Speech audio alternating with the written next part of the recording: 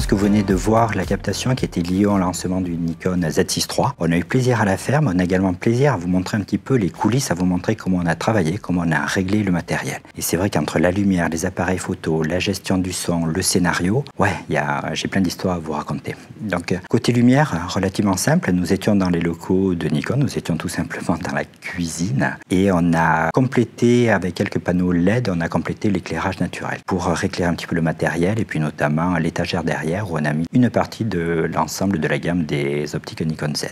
Donc là, relativement facile. Un petit peu plus complexe, le set de captation. L'objectif est d'avoir plusieurs plans de caméra, avoir des plans larges pour que nous 5 soyons visibles et puis également avoir des plans serrés. Donc les plans larges, c'est des caméras que l'on a posées avec différentes optiques. Le plan serré, se devait d'être mobile, c'était notre caméra principale. Et là, dans le spectre de Nikon, nous avons les robots MRMC. Ce sont des têtes articulées qui sont pilotées à distance. Et là, nous avions donc un robot avec un 70-200 et sur le logiciel qui nous permet de piloter le robot, nous avons juste fait des mémorisations de points.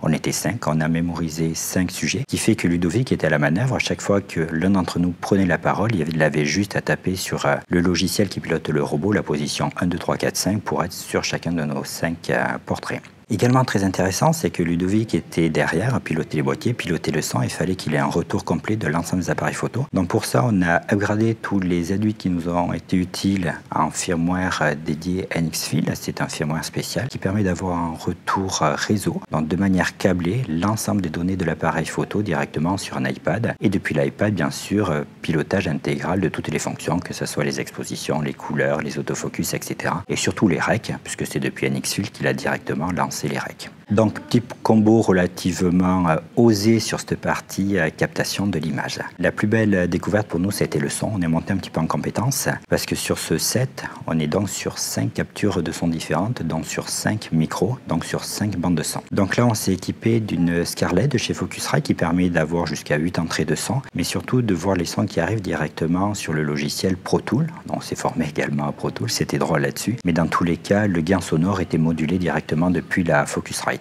Donc voilà un petit peu l'ensemble du set qui était à la fois basé sur de la lumière, sur de la captation, sur de l'enregistrement de son et puis sur un petit peu de pédagogie. Et donc on a tourné dans les conditions du live, on n'a pas répété. On s'est juste synchronisé en amont autour d'une table de réunion pour être clair sur les scénarios et puis on est allé en complète improvisation. Et j'avoue que c'était une super captation et c'est pour ça que j'ai plaisir à vous montrer le making of.